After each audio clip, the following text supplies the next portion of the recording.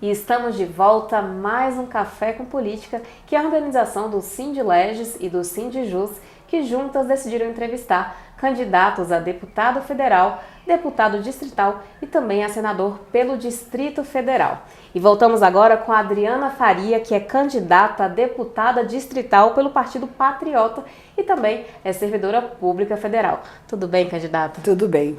Obrigada pela oportunidade. Para a gente é um prazer recebê-la aqui e esse é um palco de diálogo, de debates para apresentar as propostas e as demandas dos servidores públicos e também conhecer as suas propostas em prol do serviço público. Candidata, entre as propostas do seu plano de governo está a preservação do acesso ao serviço público por meio do concurso público. Qual a importância dessa bandeira? A importância dessa bandeira é que, primeiro, o concurso é o acesso mais democrático ao emprego, né? Você abre para qualquer pessoa. Quem está do outro lado do concurso não interessa se é negro, se é pobre, se é mulher, a gente tem um acesso mais democrático. E a gente precisa preservar isso. O servidor concursado, ele garante a continuidade dos serviços prestados pelo Estado. A gente imagina, se a todo governo a gente tivesse que mudar toda a equipe de um governo, seja ele municipal, estadual ou federal, a gente perderia o acervo de tudo que foi feito, todo o histórico do que já foi construído, e a gente perderia muito, sempre reiniciando os trabalhos. Então, o servidor efetivo, o concursado, ele preserva a continuidade dos trabalhos. E eu acredito que seja a forma mais legítima, mais democrática e mais íntegra de se compor os quadros do governo é o concurso público. Excelente. Candidata, junto à Secretaria de Economia, a senhora implementou diversos projetos em prol da valorização dos servidores públicos e também em prol da qualidade de vida dos servidores e, consequentemente, a saúde e uma série de outras coisas que são positivas. Qual a importância de ter servidores públicos motivados e valorizados dentro da administração pública? A gente vai falar do tema qualidade de vida, que na verdade não é um tema novo, é um tema que se debate no Brasil, especialmente desde a década de 70. As grandes empresas, o setor privado já avançou bastante na qualidade de vida.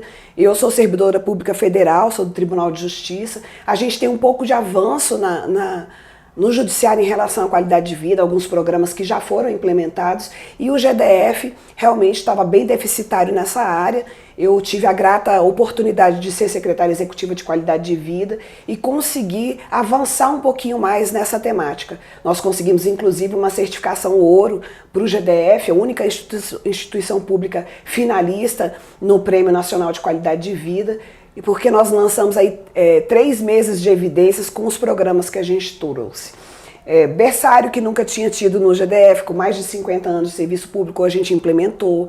Hoje atende 60 crianças em período integral, filhas de servidoras, garantindo rede de apoio, garantindo que essas mulheres possam continuar, inclusive, em cargos de chefia. A gente fez um grande espaço de qualidade de vida no anexo do Buriti, mais de 1.000 metros quadrados, isso é inédito no Brasil, nem organizações privadas têm isso. No térreo do anexo do Buriti tem uma grande academia com mais de 10 modalidades oferecidas gratuitamente para os servidores. Clube de desconto, DEF superior que garante desconto em faculdades para servidores e dependentes, enfim, um pool de ações, programas bastante concretos trazidos por meio, inclusive, de decreto governamental para poder consolidar a política, para a gente colocar em outro patamar. Por que é importante cuidar da qualidade de vida do servidor? No panorama do GDF, a gente tem um prejuízo de cerca de 500 milhões por ano com absenteísmo. Pagar para o servidor não estar presente, né? E a gente perde no atendimento à comunidade com a falta de professores, enfermeiros, médicos, policiais. Por isso é tão importante cuidar dessas pessoas. Nenhuma política pública entregue à população se não passar por um servidor. Então é importante que a gente cuide da integridade física e psicológica dessas pessoas para que a gente possa garantir nada mais nada menos que o atendimento à própria comunidade. Então é cuidar do lado de dentro para poder garantir política pública para o lado de fora. Qualidade de vida é um tema que não é periférico, como foi tratado já por muitos e ainda tem preconceito, é um tema central, fundamental para a gente garantir a efetividade dos serviços prestados na área pública. E na área privada também, né?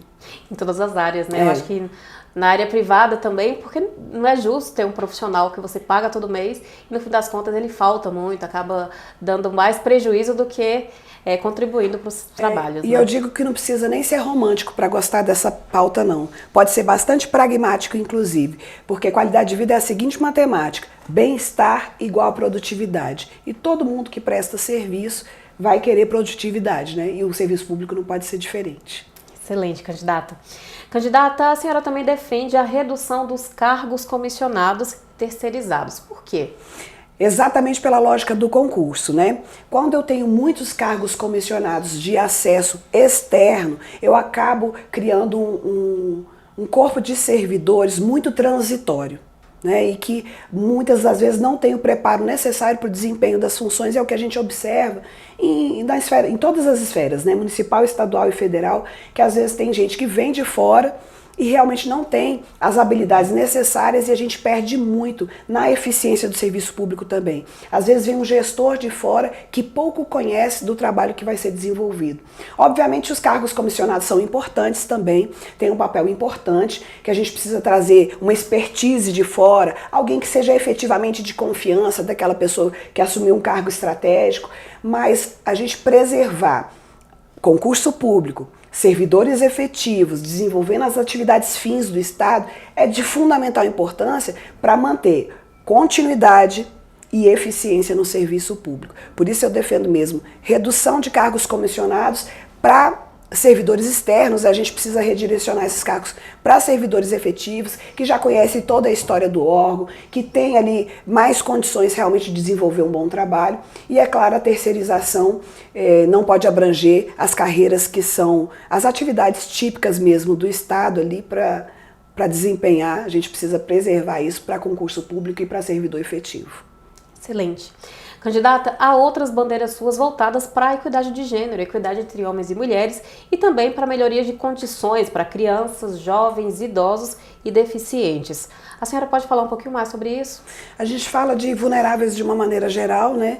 É curioso que muitas vezes a gente fala até que são as minorias, mas na verdade em números práticos a gente não tem mulheres, por exemplo, como minoria, a gente tem 54% da população do DF como mulheres, mas são vulneráveis e são minoria no acesso a direitos, na igualdade do acesso a direitos. Eu tive a oportunidade no governo de ser subsecretária da Criança e do Adolescente, de ser presidente do Conselho dos Direitos da Criança e do Adolescente, de participar do Conselho dos Direitos da Mulher. Eu fui coordenadora da Comissão de Autonomia Econômica, então eu conheço bastante essa realidade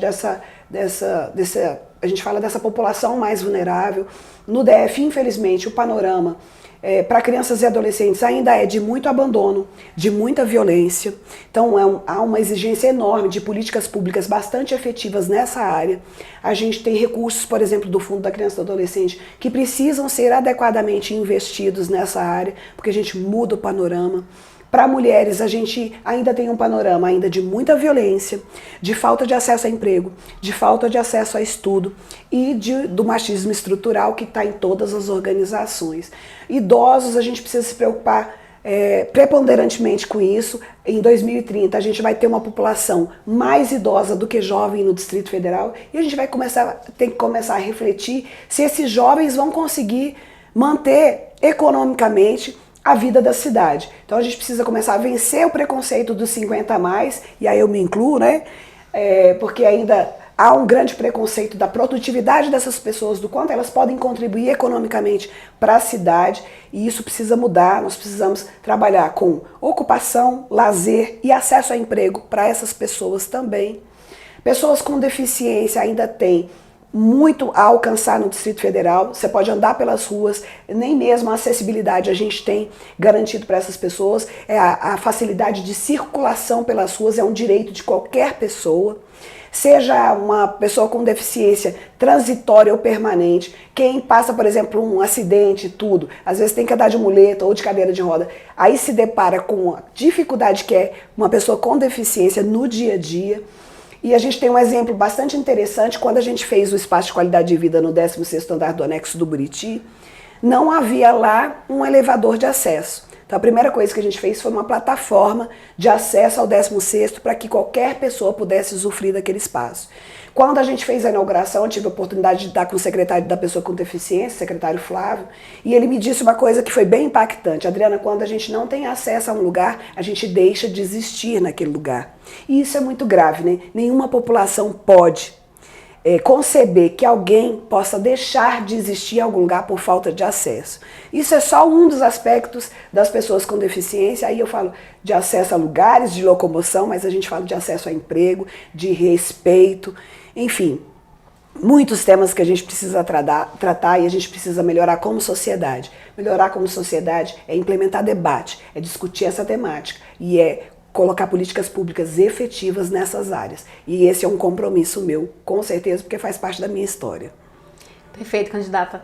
Agora a senhora tem um espaço para conversar com os nossos servidores, para conversar com a sociedade, expor as suas redes sociais, o seu número e também convidar os servidores a votarem, irem às urnas. Maravilha, obrigada, Kisla.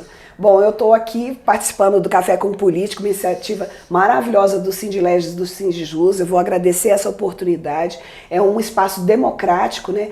Nós, como servidores, precisamos nos interessar sobremaneira pela política. Eu fui sindicalista, eu sei o quanto faz diferença a gente poder ter uma certa articulação política, candidatos eleitos, deputados federais e distritais, que sejam um gabinete de porta aberta para as negociações que são importantes para o serviço público e para temas da sociedade. Eu sou servidora pública federal e muita gente questiona, Adriana, mas você vem candidata distrital, o que tem a ver com a nossa pauta? Tem tudo a ver. O sindicalismo mais moderno, e o Alisson fala disso, né, o presidente do Sindileges, e o Costa também, presidente do Sindijus, que a gente precisa se preocupar com os temas de sociedade. O sindicalismo verdadeiro se preocupa também com a sua cidade e com os grandes temas. Então, ter uma candidata a deputada distrital que possa ter essa conexão também com os temas do serviço público é muito importante. É uma construção política importante. Nos debates que são feitos na Câmara Federal, um deputado distrital pode ter sim influência nessa articulação que ele faz com os deputados federais. Então, eu digo sempre que essa é uma construção que os servidores públicos precisam tomar consciência e realmente assumir. Servidor público consegue eleger deputado distrital e deputado federal.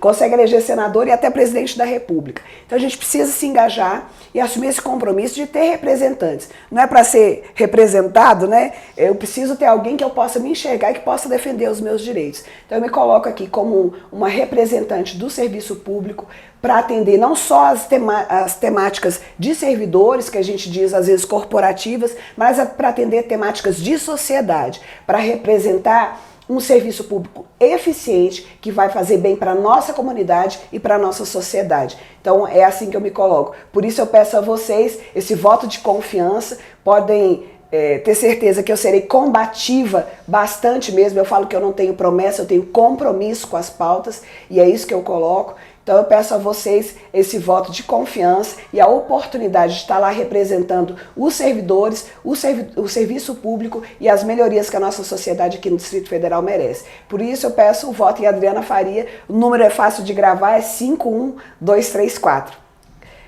Estou disponível e serei um gabinete aberto para todos vocês. Muitíssimo obrigada, candidata. Entrevistamos agora a Adriana Faria, que é candidata a deputada distrital pelo Partido Patriota. Ficamos por aqui e até a próxima. Tchau, tchau.